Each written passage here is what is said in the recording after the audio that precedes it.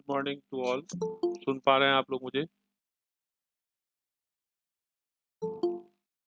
Yes sir, good morning. ठीक है। तो आज हम लोग जो है लास्ट लेक्चर लेंगे पेटेंट का। तो हम लोग सेक्शन 3 पढ़ रहे थे और सेक्शन 3 में मैंने आपको बताया कि अ, एक लिस्ट है जो ये कहता है कि इन्वेंशन नॉट पेटेंटेबल, और ABCD करके इस तरीके से क्लासेस दिए गए हैं। तो सेक्शन 3D तक हम लोगों ने कवर कर लिया है और सेक्शन 3D थोड़ा काफी लंबा था तो समझना भी बहुत कठिन था। अब हम लोग नेक्स्ट दूसरे जो क्लासेस हैं ई से उसको कवर करने की कोशिश करेंगे। तो आइए देखते हैं।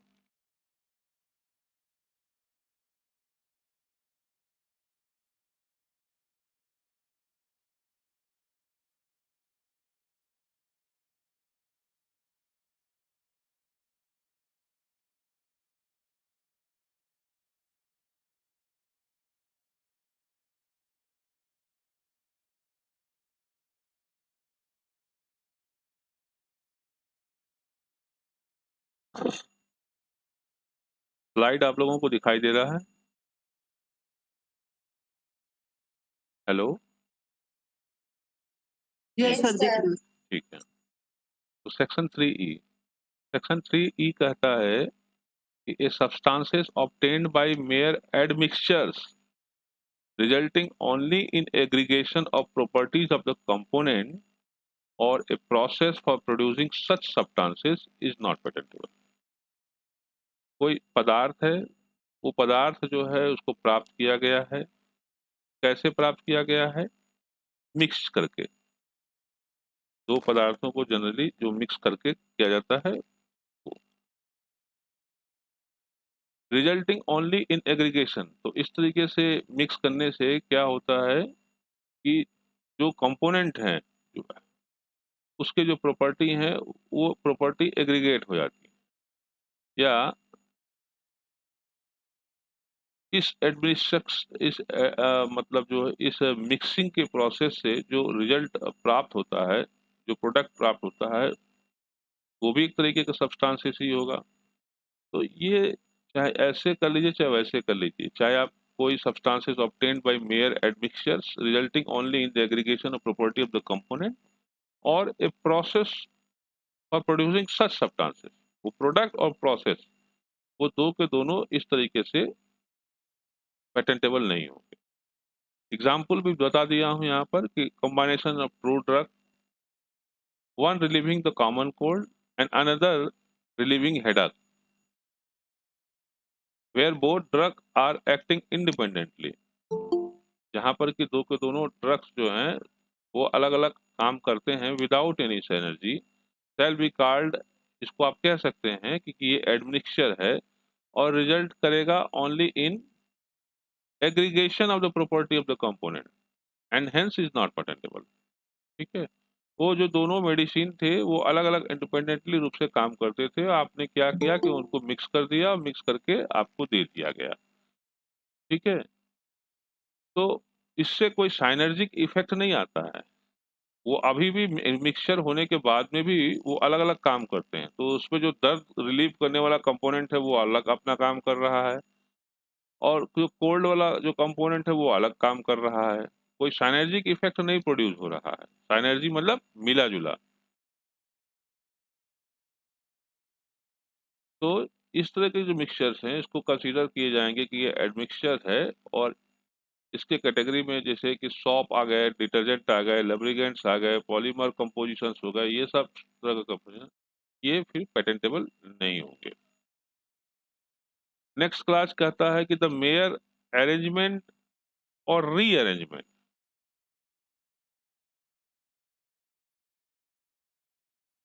या रीअरेंजमेंट और duplication of known devices, each functioning independently of one another in a known way is not patentable। ठीक है। और आप जानते हैं विश्वनाथ के केस में ये स्पष्ट कर दिया गया था कि एन ऑर्ड in order to be patentable an improvement on something known or a combination of different matter already known should be something more than a mere workshop improvement and must independently satisfy the test of invention या कह लीजिए आप इसको inventive step. तो to be patentable होने के लिए क्या चाहिए? जो आपका इम्प्रूवमेंट है ना, और द कॉम्बिनेशन जो है वो नया रिजल्ट प्रोड्यूस करता हो, या एक नया आर्टिकल प्रोड्यूस करता हो, या बेटर या चीपर आर्टिकल प्रोड्यूस करता हो देन बिफोर, जब वो पहले के कंपैरिजन में। तो एक केस है British Celanese limited versus the court, है ना, इसको सुधार कर लीजिए, ये गलत लिखा गया है। कोर्ट लिमिटेड में ये कहा गया कि जो कॉम्बाइनेशंस है, कॉम्बाइनेशंस में इंटीजर्स हैं, old integers, so that each perform its own proper functioning independently of any one of the another is not patentable combination, but that where an old integer when placed together have some working interrelation producing a new or improved result, then there is a case of patentable subject matter। ठीक है। Example के लिए अगर आप देखिए कि combination of umbrella with a fan, chair with umbrella, transistor with cassette player, ये patentable है? नहीं। क्यों? क्योंकि जो दो डिवाइसेस हैं आर जस्ट कंबाइंड, इनको कंबाइन कर दिया गया है और वो अलग अलग अपना काम कर रहे हैं। छाता आपको धूप से बचा रहा है और छाता में लगा पंखा आपको ठंडक पहुंचा रहा है। आप, है ना? तो ये कोई साइनर्जिक इफेक्ट नहीं प्रोड्यूस हो रहा है ना। कंबाइनेशन के बाद में, अरेंजमेंट के बाद में भी वो अपना अलग अलग काम कर रहे हैं। नेक्स्ट है मेथड ऑफ एग्रीकल्चर और हॉर्टिकल्चर। मेथड है, तो method of agriculture horticulture is not patentable. Agriculture जो है क्या है? Is a production of food and goods through farming. और हॉर्टिकल्चर क्या है? Is the industry and science of plant cultivation including the process of preparing soil for the planting of seeds, tubers and cutting. तो ये सब जो चीजें हैं, ये मेथड ऑफ एग्रीकल्चर और हॉर्टिकल्चर, ये पेटेंटेबल नहीं। Method of producing a new form of A known plant, पहले से कोई प्लांट है उसका एक नया फॉर्म, उसको प्रोड्यूस करने का जो method, even if it involve modification of the condition, यहाँ तक कि तब भी जब जो कंडीशन होते हैं प्लांट को प्रोपोगेट करने का, उसको प्रोड्यूस करने का, वो कंडीशन, है ना, उस जो कंडीशंस में इम्प्रूवमेंट लाया गया है, मॉडिफिकेशन लाया गया है, एंड विच ए नेचुरल फिना अंडर अंडर नेचुरल फिनोमिनन के जरिए, तो would pursue their inevitable courses is not patentable.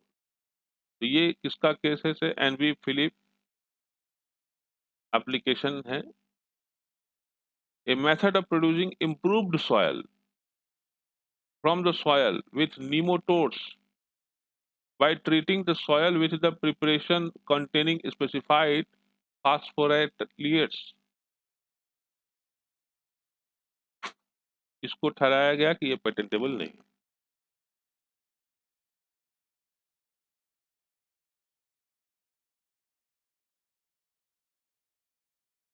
ठीक है। A method of producing mushroom plant and a method for cultivation of algae, इसको भी ठहराया गया कि ये पेटेंटेबल नहीं। लेकिन The process for producing of edible mushroom tissue was held to constitute a manner of manufacture as it did not produce a plant or animal and was carried out in a laboratory. तो इसको जो है patent grant किया गया। तो इसको grant करने का वजह क्या था कि ये एक प्रोसेस था एडिबल मशरूम को प्रोड्यूस करने का, मशरूम टिश्यू को प्रोड्यूस करने का, और उसको वो कैसे होता था, वो जो प्रोसेस है वो आपका लेबोरेटरी में होता था। तो उस प्रोसेस को जो है पेटेंटेबल ठहराया गया। Method of medical treatment of human and animal being, कोई भी प्रोसेस जो मेडिकल से रिलेटेड है, सर्जिकल से रिलेटेड है, क्यूरेशन मतलब क्यूरेटिव प्रोसेस है, ठीक करने का process, prophylactic process, diagnostic process, therapeutic process और other treatment of the human being or any process for similar treatment of animal being to render them free of the diseases or to increase their economic value or that of their product, ये patentable नहीं। Example के लिए method of treatment, एक तो example के लिए operation हो सकता है, operation of body which require the skill in knowledge of the surgeon like embryo transplant and any therapy or diagnostic is not patentable.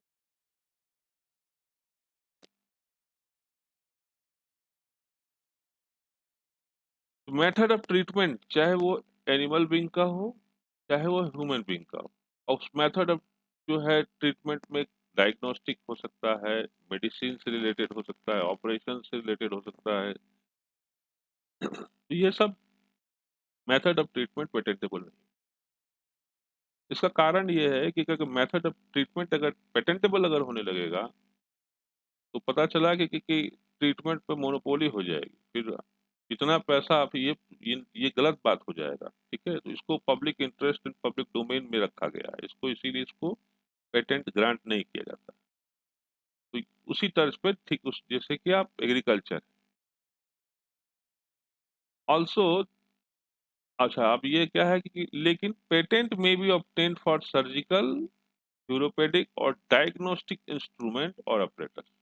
लेकिन अगर वही जो है चीज जो है आपके इंस्ट्रूमेंट से रिलेटेड है, अगर कोई है ना सर्जिकल के लिए कोई इंस्ट्रूमेंट उसने मतलब जो है डेवलप किया, या डायग्नोस्टिक इंस्ट्रूमेंट जो है या अपरेटस जो है उसने जो है इन्वेंट किया, तो वो आपका पेटेंटेबल होगा। Also the manufacture of the prosthesis या artificial limbs, they are patentable. ठीक है, similarly an application of the substances to the human body purely for cosmetic process is not a treatment and therapy and hence may be patented provided it fulfill the criteria of the patentability.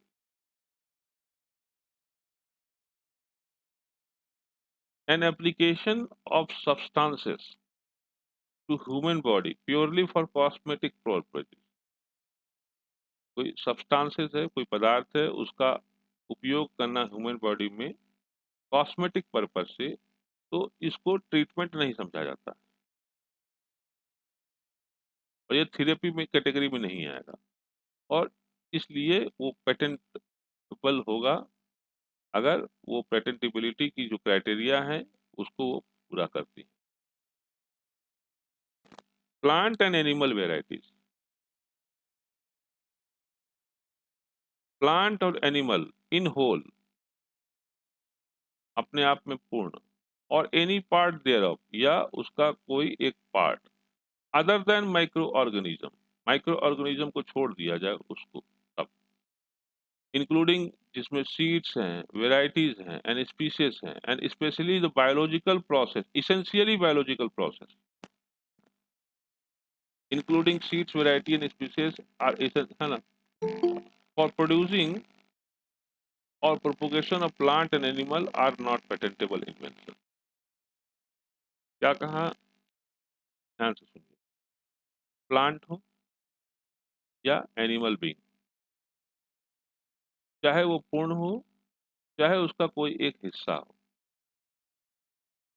Other than micro organism, including seeds, varieties and species, और essential biological process for production or propagation of plant and animal are not patentable. ये line repeat हो गया है, इसको काट,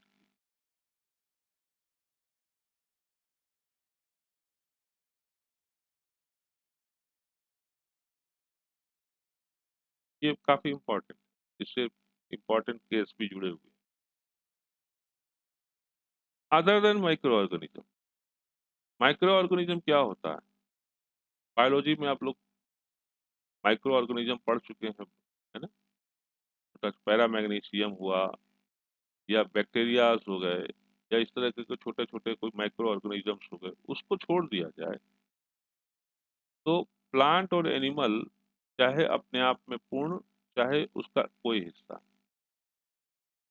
जिसमें कि सम्मिलित है आपका सीड्स भी, वेराइटीज और स्पीशीज और इसेंशियल बायोलॉजिकल प्रोसेस, ये पेटेंटेबल। साइंस और टेक्नोलॉजी इतना डेवलप कर चुका है कि वो आर्टिफिशियली रूप से कोई एनिमल बीइंग प्रोड्यूस कर सकता है, कोई प्लांट जो है आर्टिफिशियली रूप से प्रिपेयर किया जा सकता है, सीड्स प्रिपेयर किया जा सकते हैं, उसके वेराइटीज जो है वो प्रिपेयर किए जा सकते हैं, ये जो स्पीसीज हैं वो तैयार किए जा सकते हैं। अब इंसानी गुर्दा, तो कोई व्यक्ति जो है क्या किया कि लैब में पूरे के पूरे प्लांट नहीं, पूरे के पूरे ह्यूमन नहीं बना रहा है, ह्यूमन का कोई एक पार्ट डेवलप कर रहा है, जैसे कि किडनी हो गया, लीवर हो गया, लंग्स हो गया, आंख हो गया, कान हो गया, ये संभव है आज के डेट में कि ये प्रिपेयर किया जा सकता है, तो ये माइक्रो ऑर्गेनिज्म की श्रेणी में नहीं आएंगे और इसलिए ये पेटेंटेबल नहीं। तो इसमें सीड्स भी सम्मिलित है, इसमें वेराइटीज भी सम्मिलित है, इसमें स्पीशीज भी सम्मिलित है और इसेंशियल बायोलॉजिकल प्रोसेस ये भी। एक्चुअली में क्या है कि सीड्स को, प्लांट वेराइटीज को एक अलग कैटेगरी उसके लिए बनाया गया है plant varieties and farmers right act में, वहां पर उसको प्रोटेक्शन मिल सकता है, लेकिन पेटेंट में ये सीड्स, वेराइटीज, प्लांट वेराइटीज, इनको जो प्रोटेक्शन नहीं मिलेगा। और ये एसेंशियल बायोलॉजिकल प्रोसेस क्या है, एसेंशियल बायोलॉजिकल प्रोसेस वो प्रोसेस है जिससे कि ये प्लांट या एनिमल बीइंग जो है डेवलप होते हैं। जैसे कि आप प्लांट अगर उगा रहे हैं तो उसको पानी चाहिए, फोटोसिंथेसिस की क्रिया चाहिए, तो फोटोसिंथेसिस की क्रिया क्या हो गई, उसको पानी देना क्या हो गया, these are the essential biological process.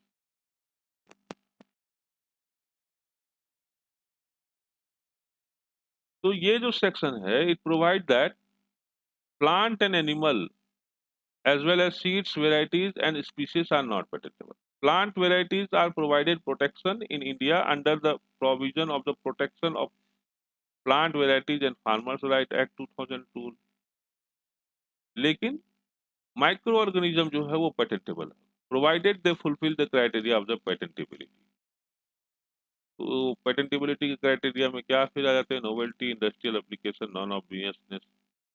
Essential biological process क्या हो सकता है, जैसे कि फोटोसिंथेसिस हो गया, ब्लड का क्लॉटिंग हो गया, इन्फ्लेमेशन हो गया, एंड ऑल्सो ये जो इसेंशियल बायोलॉजिकल प्रोसेस है, they are also excluded from patentability.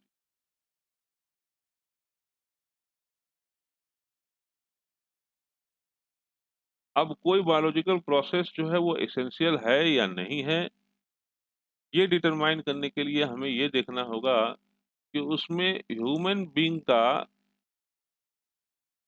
कितना डिग्री ऑफ इन्वॉल्वमेंट है।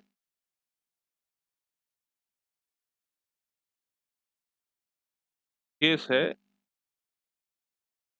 इम्यूनोमुंट इनकॉर्पोरेशन। पेटेंट एप्लीकेशन जो है मुंबई ऑफिस में फाइल किया गया था, विच वाज बीइंग क्लेम्ड ना। तो ये क्या क्लेम था कि it is a method of improvement of the milk of a cow and a cow itself.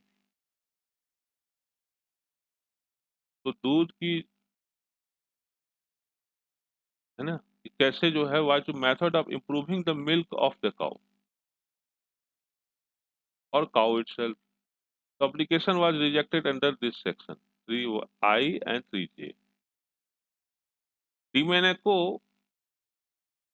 की केसेस में जो AG versus controller of patent and design and others, इसमें डोमेनेको जो स्विस कंपनी थी, it had applied for the patent of the process involving the manufacturing of a vaccine for infectious bursitis in poultry. So patent office refused to allow the Domenico's AG's patent application in respect of the vaccine containing a living microorganism.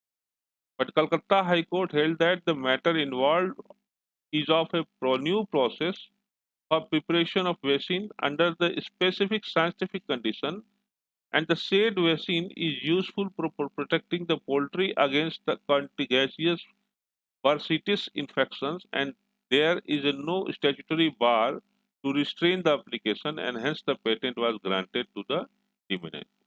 तो patent office ने शुरू में उसको गलत, ये जो vaccine है, vaccine क्या है, वैक्सीन आप आपको मालूम है कि ये भी एक किस्म से माइक्रो ऑर्गेनिज्म ही होता है।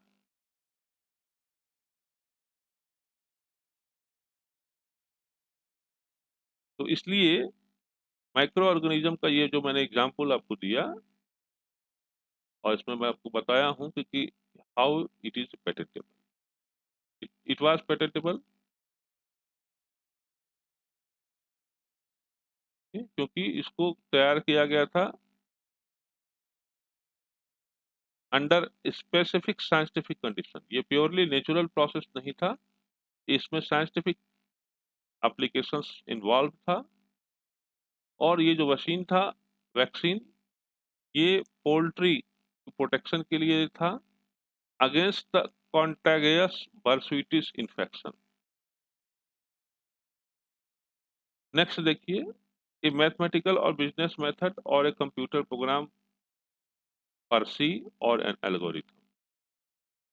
मैथमेटिकल प्रोसेस हो, बिजनेस मेथड हो, कंप्यूटर प्रोग्राम अपने आप में, या एल्गोरिथम कंप्यूटर का, they are not patentable. A mathematical or business method or a computer program pursue or algorithm are not invention. ये inventions नहीं है, and hence not patentable. But it should be noted that the computer program having technical effect in combination with the hardware are patentable. जो मैं हमेशा से कहते आया हूँ, कोई कंप्यूटर प्रोग्राम अगर किसी हार्डवेयर में इंस्टॉल्ड है, तो वो हार्डवेयर जो है वो अपने आप में पेटेंटेबल होगा।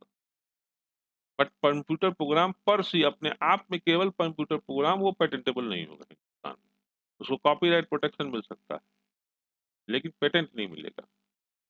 Similarly a mathematical equation can not be patented, लेकिन ए डिवाइस और system which work according to the mathematical equation, वो patentable. And again, a new calculating machine having a combination of hardware and software is patentable.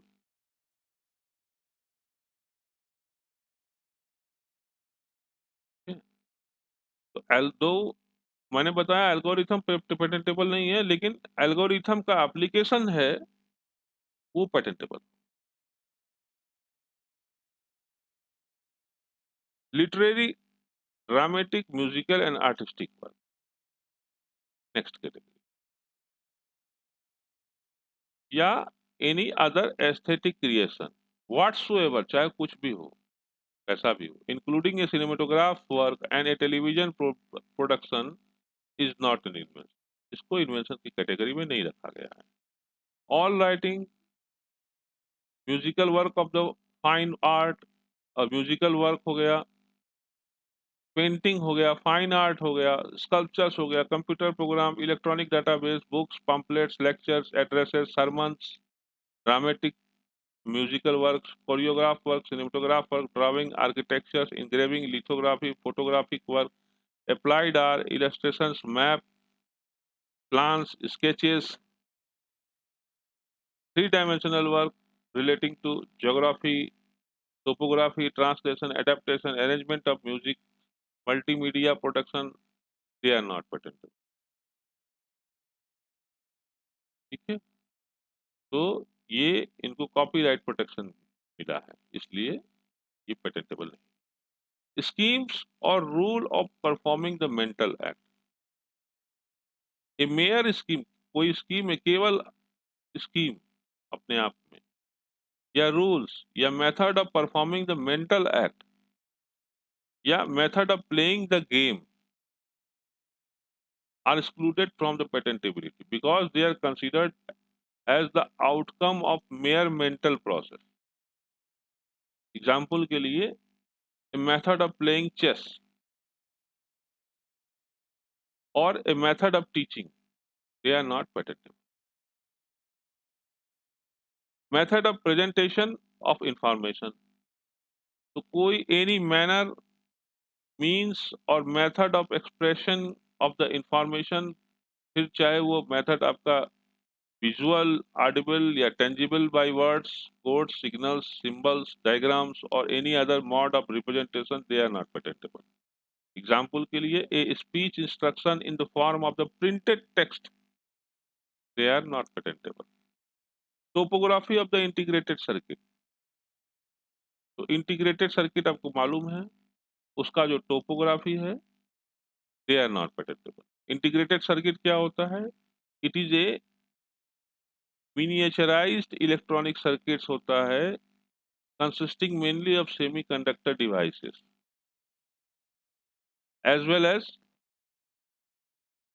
passive components that has been manufactured in the surface of thin substances of semiconductor material, they are not patentable।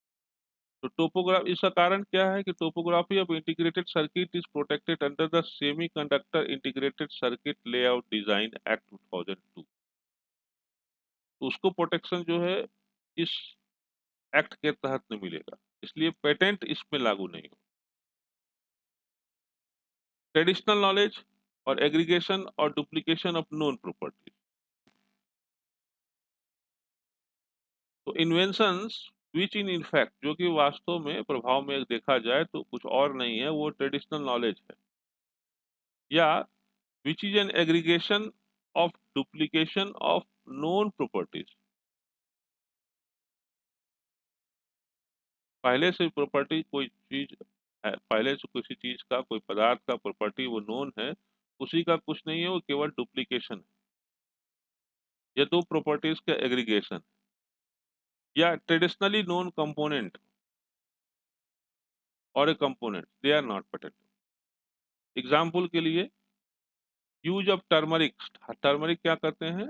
हल्दी को करते हैं, तो उसका इस्तेमाल for wounding the healing, मैंने घाव को सुखाने में ट्रेडिशनली रूप से होता आया है इंडिया में, और इसलिए ये पेटेंटेड नहीं हो सकता।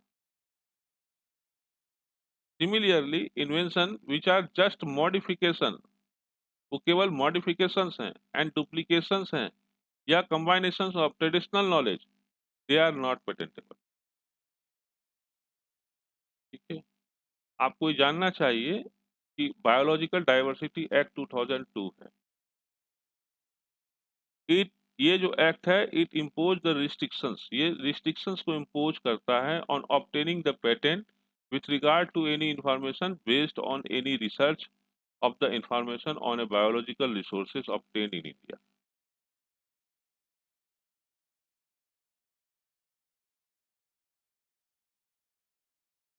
तो ये जो बायोलॉजिकल डाइवर्सिटी एक्ट है,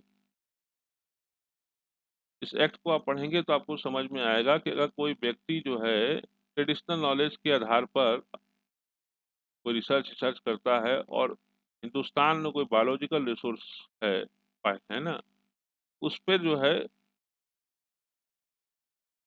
उसको आधार बनाते हुए कोई चीज का जो है वो इजाद करता है और वो क्लेम करता है, तो ये एक्ट जो है वो रिस्ट्रिक्शन डालती है, कहती है कि नहीं आपको पेटेंट इस पर ग्रांट नहीं किया जा सकता।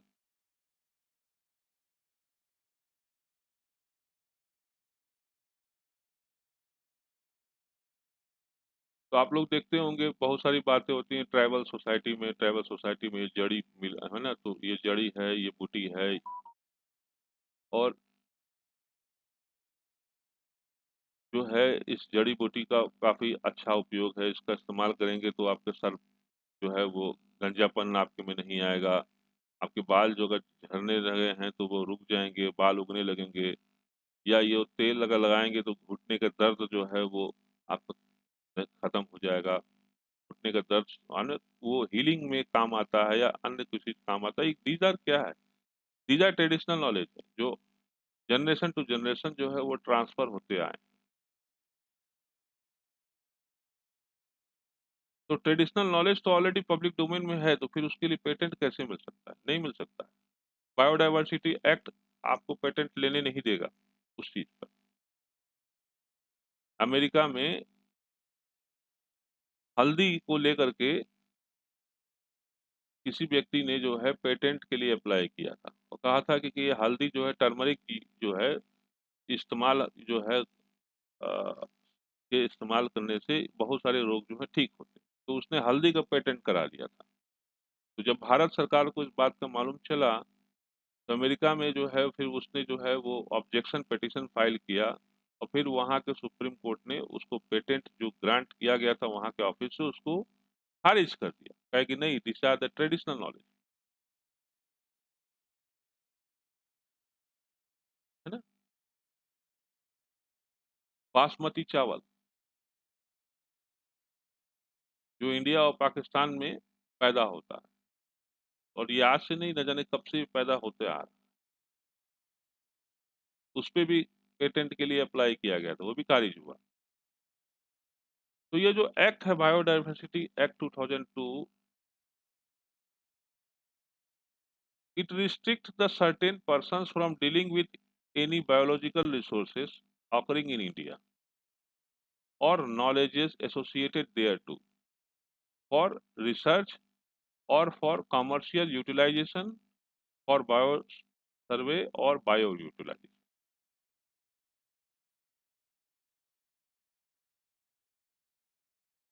तो बायोलॉजिकल रिसोर्सेज क्या हो गए? अगर कोई भारत में कोई जड़ी है उसका जो जड़ी है बूटी है उसका है ना, तो वो रिसोर्सेज बायोलॉजिकल क्या है, तो यहाँ पर है अपने में है। अगर कोई व्यक्ति अगर उस बायोलॉजिकल रिसोर्सेज पे अगर में जड़ी बूटी पत्ते ये सब शामिल हैं और उस पर रिसर्च करना चाहता है, तो ये एक्ट जो है उसको रिस्ट्रिक्शन इम्पोज करता है।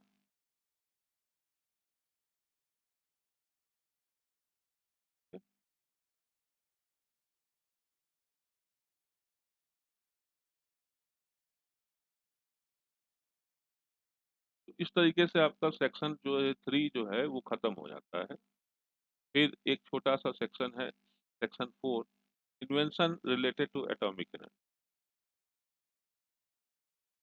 तो ये जो invention related to atomic energy वास्तव में अगर देखा जाए तो ये नेशनल डिफेंस का मुद्दा है और ये सिक्योरिटी का मुद्दा है।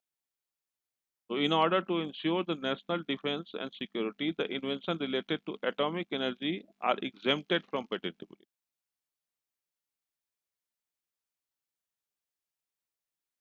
So no patent shall be granted in respect of the invention relating to atomic energy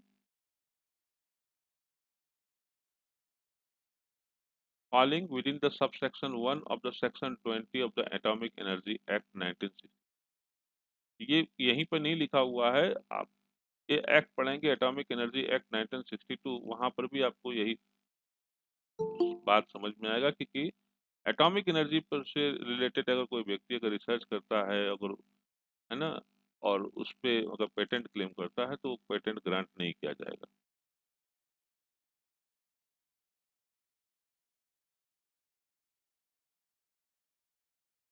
तो वो रिलेटेड हो सकता है क्लेम उसका प्रोडक्शन से, एटॉमिक एनर्जी की प्रोडक्शन से, उसके कंट्रोल से, उसके यूज से, या एटॉमिक एनर्जी के डिस्पोजल से, या उसके माइनिंग से।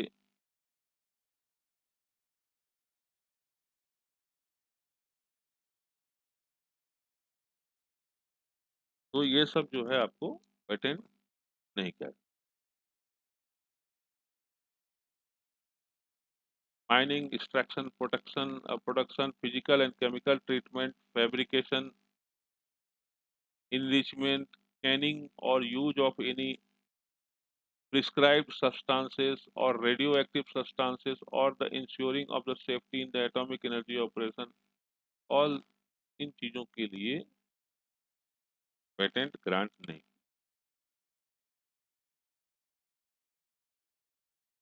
तो इस तरीके से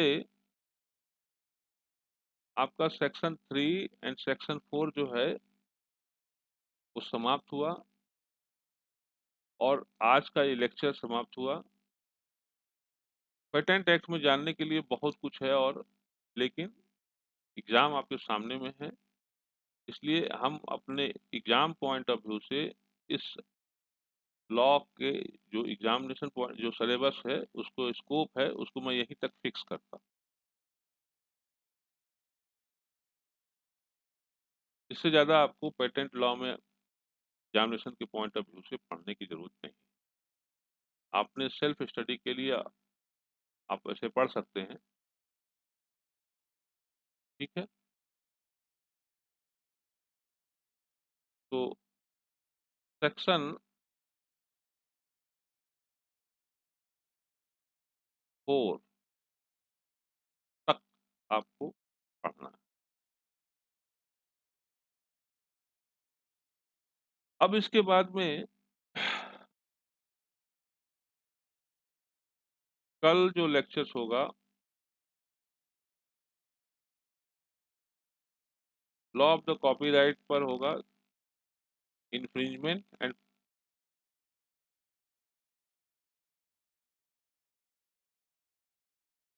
और वो कॉपीराइट का लास्ट लेक्चर होगा।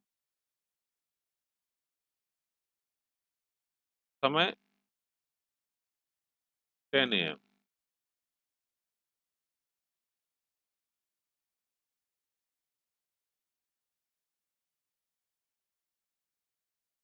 Thank you. कोई क्वेश्चन पूछना है तो आप लोग पूछ सकते हैं,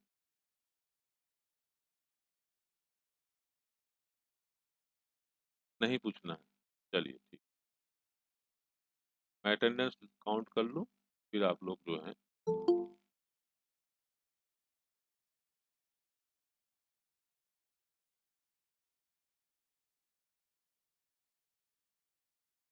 आर्या गुरुद्वान, आदित्य रथ, अजित यादव, आकृति मिश्रा, अमित कुमार, अनिरुद्ध श्रीवास्तव, अनु पटेल,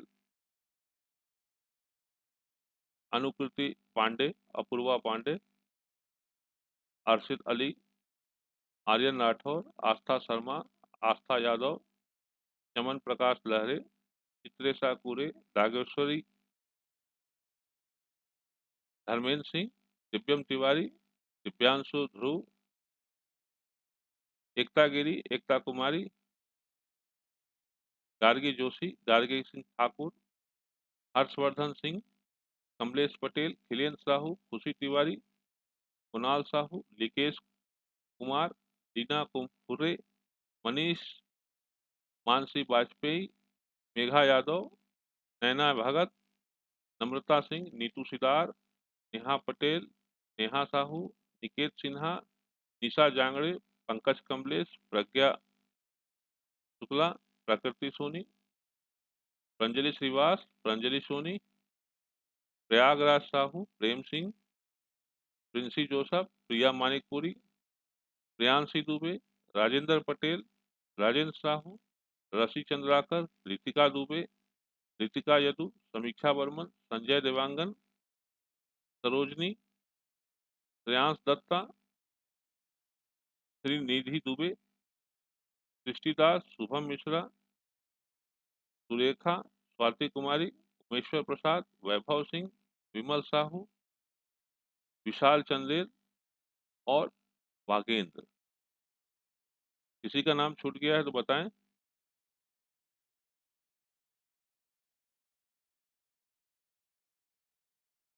ठीक है, फिर हम लोग कल मिलेंगे 10 बजे।